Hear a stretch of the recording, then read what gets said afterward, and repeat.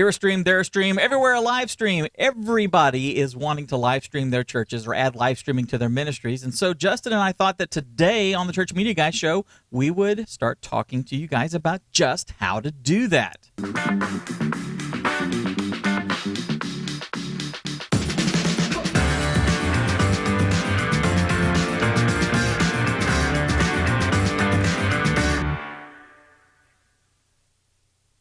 Hey guys, welcome to the Church Media Guys show. My name is Dave, and if this is your first time watching us, Church Media Guys show is a place where you and I and Justin and a whole bunch of other church-minded folks come together to learn how to use and exploit media and technology so that we can take the gospel to the world. With me each week, without fail, except for the times that he's not here, is my partner in crime, Mr. Justin Nava. Good morning, sir. How are you?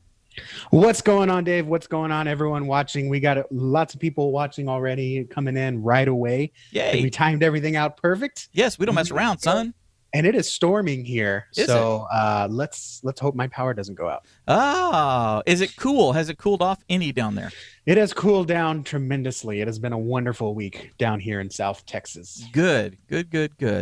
All right, so Justin, one of the things that I see a ton in our Church Media Hacks group, which, by the way, is churchmediahacks.com if you guys want to join us over there.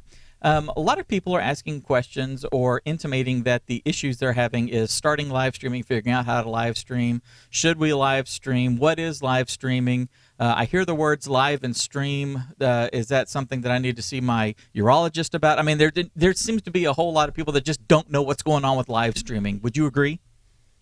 Yeah.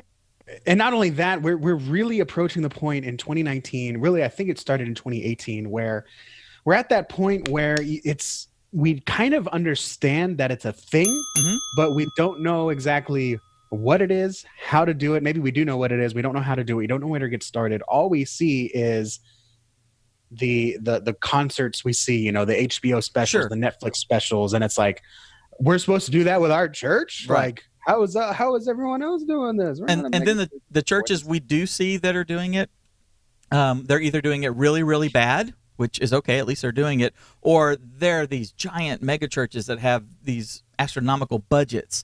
And I mean, it's like watching, one of those big phantom events or whatever that you like go to the movie theater to watch, like a concert there or something. We had one on our live stream that they're doing really, really well. And it's fantastic to see that. But you see it and you're kind of, you the volunteer that, puts in an hour or two a week. You're kind of like, I want to do this, but how? Right, exactly. And that's basically what we're going to get into today, right? Yeah, that's exactly what we're going to talk about. I figured out that there are what I've identified as like 4 modes of live streaming. Have you heard me talk about that before? Nod and say yes, Justin. Of course, excessively. Yes. I want to make sure everyone can kind of follow along. Okay. Or if you just don't make it through this YouTube video or podcast episode, I believe you need both. They're complementary to each other, but you can go to easylivestreaming.com, get the guide, live streaming for churches the easy way. That's going to give you the breakdown of the 4 methods we're going to talk. And then today we're going to expound upon it in video form. So you'll have the, what's this? You got a slide deck going on? Oh my goodness. So you'll have the guide, and then you'll have this to kind of complement the guide. So you got the guide when you're out in the field, but when you're available, watch this because you're going to get kind of the deep dive into what everything means, and we'll answer a couple questions that come up as we discuss. Yeah, my goal for folks is that they have a direction, or at least have the idea I can start like right now, anytime that I'm talking about the 4 modes of live streaming. Justin, the first thing, well, first off, when we talk about live streaming for churches, I kind of step back and go a little bit macro in that concept, and it's adding live streaming to your church, okay, to your ministry, right? So there's several different methods for doing that and different reasons for doing that. You can live stream the formal church service, of course. I mean, that's one of the things that we want to do. Why would you do that? So that people that couldn't be there or that are traveling or whatever, or that want to join you remotely and just be a remote member of your church because they live in Timbuktu, but they really love, the atmosphere and the word that's being given at your church. They can join in at the moment while it's happening. So they get to participate even though they're not there. Okay, that's one reason to do it. The other way to add live streaming to your church is for like staff members and ministry team leaders and other people that are affiliated with your church to do like live streaming throughout the course of the week, or like during rehearsal on Sunday morning as the band is tuning up and stuff like that. Just to showcase the culture of your church, the showcase, and to build relationships, because you can actually build relationships doing a live stream and talking to people in the comments and answering questions and doing stuff like that. So do you understand the two different types of live streaming and how they could both benefit your ministry? Yeah. So we're not just talking about take what we have here and throw it up there. We're talking about taking the culture and ministry of our church and strategically placing it in a place where it's discoverable and consumable, right, and engageable online. So we're not just saying, mirror this over here. Like, that's easy. Anyone can do that. But what we're talking about specifically for churches is taking your church, capital C, and putting it out there for others to discover and engage with. Yeah, definitely. Okay. Okay. So I just said what you said in a different way. I don't know if that annoys you. No, that's okay. Or other people, but that's my take on it. That's how I would explain it. No, exactly, and that's good. And there's this whole methodology to teaching and to learning, and it's called repetition. And it's hitting things there from is different this angles. whole methodology of teaching called repetition. So I think really nailed the nail on the head there. That's right. We really nailed the head there, right there. Absolutely. So Dave, take us through this journey, because we could spend all day with this, and I'll show you how you can spend all day learning from Dave later. But first, we're going to talk about the first mode, and this is we just want to get started putting our church out there for people to discover. Maybe it's a service, maybe it's something else from the pastor or leadership. Tell us about the first mode of live streaming. The very first mode is really the easiest, and it's called Selfie Mode, and it's exactly what it sounds like. It's doing selfies, except you're not necessarily just doing them with, taking pictures and stuff, but you're actually like live streaming, with your phone. And the cool thing about doing selfies is that you can do them anytime. I mean, where's my phone? Your phone's always with you. Where's mine? Here's your phone. So you have your phone. So if something's going on, you can just say, I'm going to live stream this. Perfect example of showcasing what's going on at your church during the off hours. We were recently doing some renovations in our worship sanctuary, in our worship center, and we did some painting, and we did some lighting upgrades, a little bit, aesthetic lighting and stuff. And so, when my worship pastor and I were putting together the light walls that we have up on the stage, a good thing to have done would have been to just gone live. Hey, I'm here at the church, and Jason is working on the light walls and all this sort of stuff. Everybody say hi to Jason. Jason, how's it coming? And just doing something like that. And you go live for 3 or 4 minutes or something, and it's a great way to reach out to people in the middle of the week where they are not necessarily expecting it. They just get a little notification that says, hey, Tate Springs Baptist Church is live right now. Oh, crud, what's going on?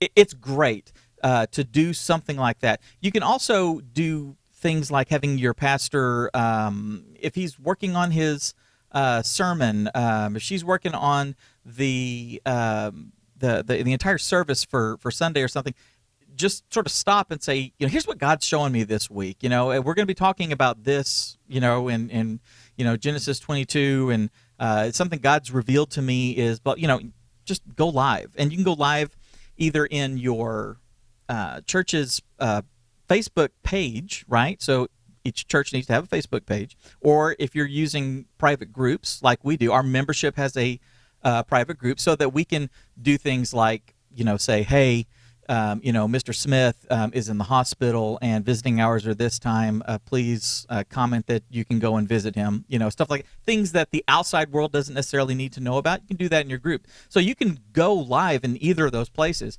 One of the things that Justin and I always say is that you go live on your Facebook page, and then you share it to a private group, that is applicable to, the people that want to receive that. So Selfie Mode, it's really easy. It's in your pocket, pull it out, and go live. It's really that simple. Can I just say one of the things that I want to encourage people is, you don't stop with selfie mode. Really, if you want to build a live streaming ministry, you don't stop with selfie mode. That's right. Some people out there It's one tool. In our church communications, church media space say it's not worth it to live stream. Use your resources elsewhere. That's the vision they have to see how ministry is done, and that's their liberty. That's their prerogative. We say that's like they'll tell you, yeah, selfie mode. Have the pastor go live and just do a mini sermon on whatever. This is outside of the scope of today's episode, but we believe that is not how online ministry should be done.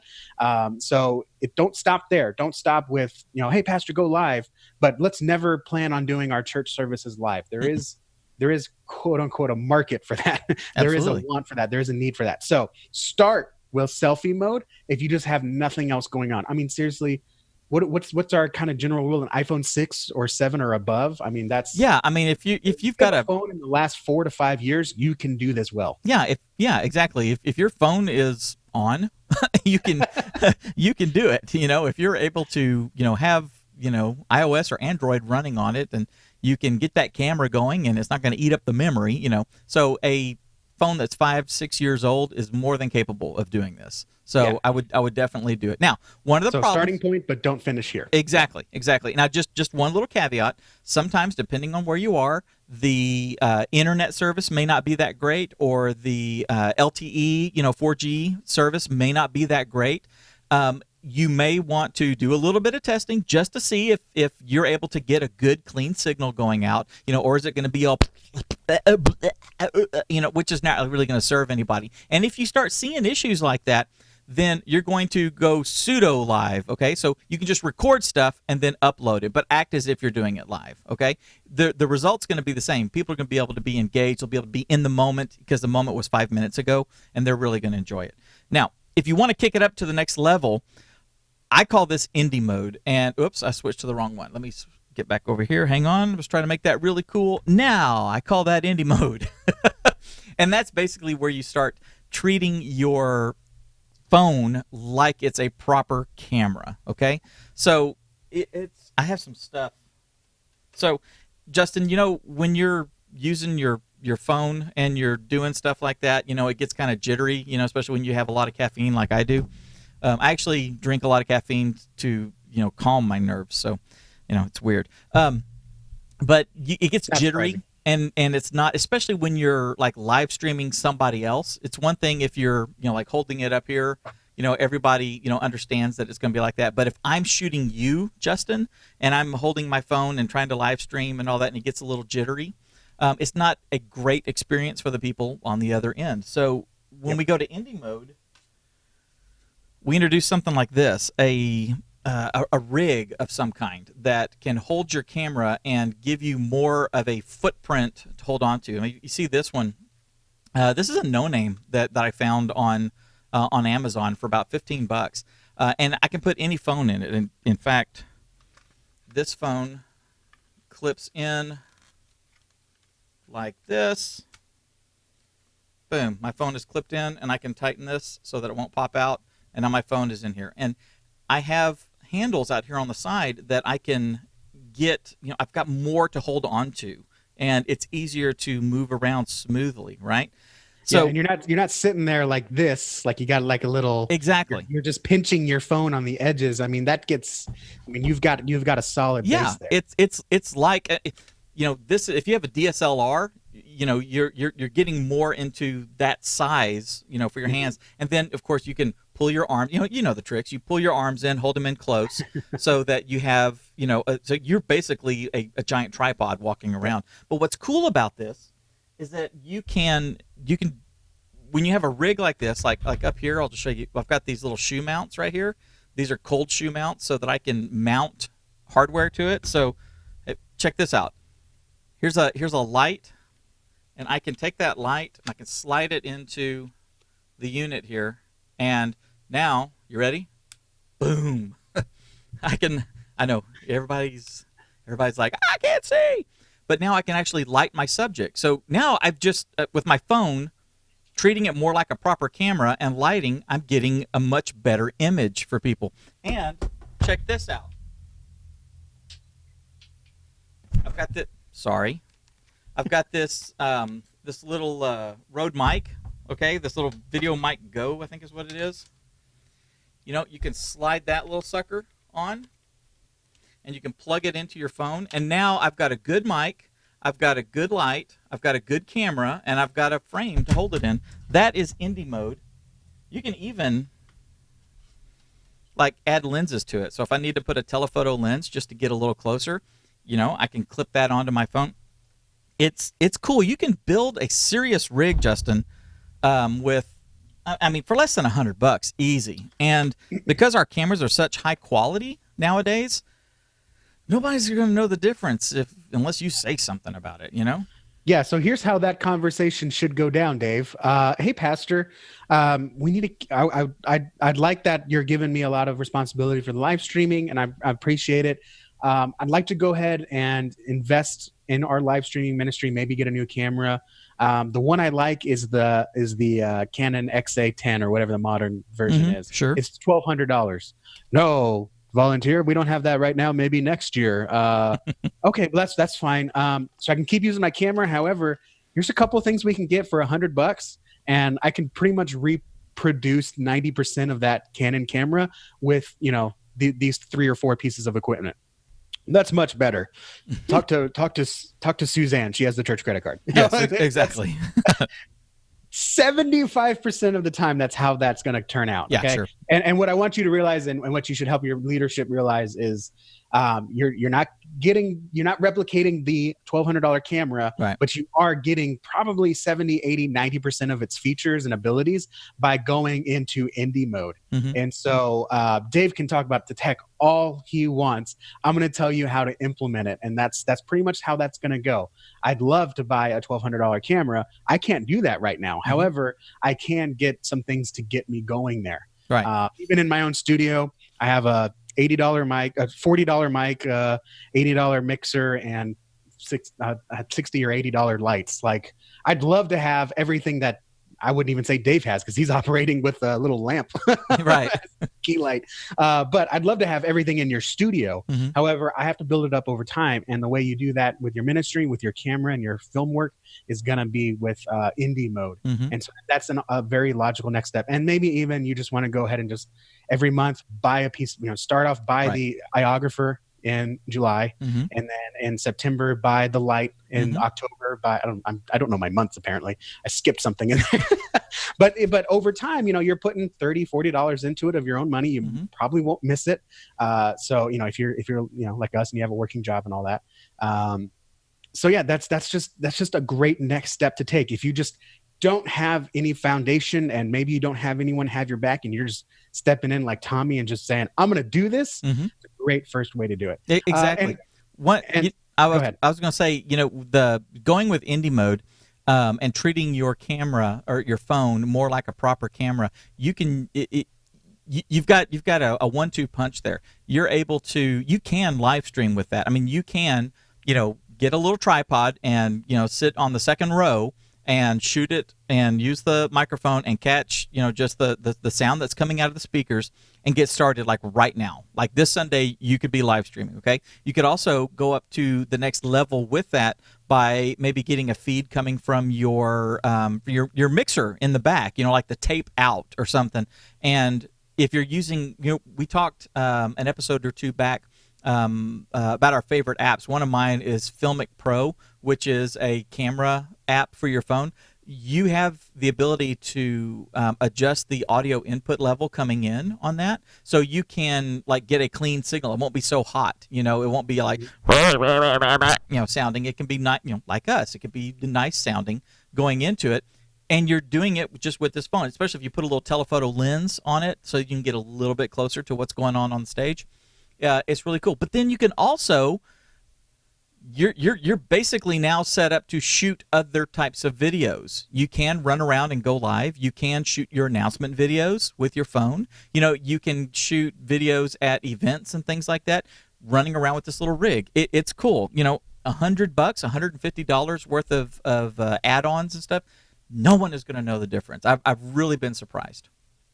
Yeah, it's awesome. And so speaking of Tommy, we talked about how Tommy said, you know what, no one's gonna help, no one's got my back, but I know it's important for our church. I'm gonna get it started. And then now the church is behind him on this. He needed some help getting things done. Chris was here. She needed help getting things done, but she didn't know exactly the resources. There's lots of resources out there online, but they're not specific to the church. And the church situation is unique. Your situation is unique, which is why I just want to take a quick minute here to tell you about Church Training Academy Insiders Program. We call them CTA Insiders. This is the group that has gone above and beyond to serve their church, and they're learning how to set up cameras, how to set up audio, how to set up lighting. If you're on the back end, how to do Facebook ads, website, if you're doing the graphic communications type stuff. All this is inside of Church Training Academy Insiders Program. This weekend, actually, we have my church's VBS this week. I'm actually just going to record me editing the church VBS recap video and walk you through what shots I'm looking for, what equipment I'm looking for, how I'm editing them together and syncing them up with the music. I'm basically, you're gonna watch me teach, you're gonna watch me edit the video, and I'm gonna teach you how to make a similar video. Because oftentimes what I see, churches try to do VBS clips and it ends up being a really boring 2.5 minutes. So I'm gonna show you how to do that and how I do it. And then Dave will come in and he'll probably record a video. Here's how I do it. And you're getting taught the same way, the same thing, 2 different ways. Find the one that matches up with you and your church, and you'll find a lot of success there. And you don't get that anywhere else. You get that at Church Training Academy Insiders Program. We also meet every other two times a month to talk about what's on your plate, your obstacles. This is really a program that's tailored to you and your church, where we can help you individually. And you basically have access to me and Dave and the other insiders 24/7 through our Facebook group. Chris asked a question on a random Monday, and Dave recorded a video answer for her, and it gave her everything she needed that Google couldn't provide. Right. So go to churchtrainingacademy.com/join. This is the best way. I mean, you can go pretty far on your own if you're really crafty, but eventually something's going to come up that you're just not prepared to handle because your church is in a unique situation, and no forum anywhere is going to answer that or help you out individually. So churchtrainingacademy.com/join, get some more information on the Insiders Program. I agree. So speaking of going to the next level, we got the third, and probably the thing that everyone thinks you need to start with. So we've got a couple other better, easier starting points, but now we're getting to what everyone is pretty familiar with, and that's desktop mode. Right, desktop mode. It's literally that. It's adding, taking a camera, a more proper camera, and your computer and some software, and smushing it all together and live streaming it. You can, for again very little investment, Justin, do a really high quality broadcast and recording. Just a little caveat: if you're going to be streaming it, you also need to be recording it, so you can always come back to it later and fix something that's broken or podcast it or whatever. So close parentheses on that. It's funny, we get those questions: should I be live streaming or should I be recording and uploading? Both. Why not both? Yeah, you're right there. It's a button. So what you could do is you could start by downloading like OBS, which is open broadcaster software. It's free. You just go download it, you install it on your computer. You need to have, at minimum, like an i5. I tell people, get an i7 just because you've got more CPU horsepower to it. If you have like a desktop or a something that has like some good graphics to it, like a good graphics card with a couple of gigs of RAM on it and stuff, that's always really helpful to make things go a little smoother. And then, get a video camera. I'm not kidding, Justin. I have done hundreds, literally hundreds and hundreds of episodes of broadcast television, okay, using $250 Canon Vixia cameras that are plugged into an adapter, going into a computer, and going into OBS. Okay, I didn't believe it. You're using something similar right now, right? You're still using that. Yeah, I am. I'm using a desktop. I'm using an old Mac Pro of mine, and I've got vMix running on it, which again is software that it's just an app that you download and install and run. And I've got a couple of capture cards. It cost me about $100 a piece, and I've got a Sony, $700 camcorder that I'm right here that my finger's waggling at. And it's going in, and that's camera 1. And then I've got another camera. Where'd it go? I've got another camera over here. That's camera 2, and that's this is your setup at your church, okay? Camera 2 is a wide shot, and camera 1 is a close-up that's zoomed up on the pastor, and you're running into OBS or vMix or Wirecast or one of these things, and you're doing it on a laptop, or you're doing it on a desktop or an iMac or something like that. You got to get a couple of devices that take the HDMI signal and convert it to a video signal like a webcam, and it works. You can actually use a webcam. I streamed about a year or so using a $100 Logitech webcam as sitting up in our balcony, Justin, looking over the edge of the balcony, and that's the establishing shot of the church. Yep. That's the wide shot, and then I had a camcorder that's zoomed up and tracing the pastor as he's walking around on the stage. Boom, done. And it's kind of like taking what you already have and kicking it up to the next level and getting much better quality. And dude, it works, and it's very cost effective. Yeah, so you need a computer that you probably already have. I say probably. I mean, if you're just buying cheap computers for the church, they may not work for you. But right. If you're buying stuff, that is middle of the road that you probably want, then yeah, you probably can use a computer you already have, or maybe a laptop you already have.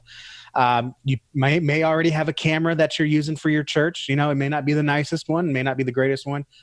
Someone I spoke to this week is still using an SD camera, but it's got a really great lens, so it's real crisp, and so it looks good. You wouldn't be able to tell. And he's got a wide shot lens, so it's still SD, but it's you wouldn't be able to tell because it's widescreen. No, it's 480p, but everyone has an internet connection fast enough. It's DVD quality, and that's really, really well. So you really don't need to go out and just buy a bunch of stuff. Start with what you have. Go in the Church Media Hacks group and say, I have this equipment.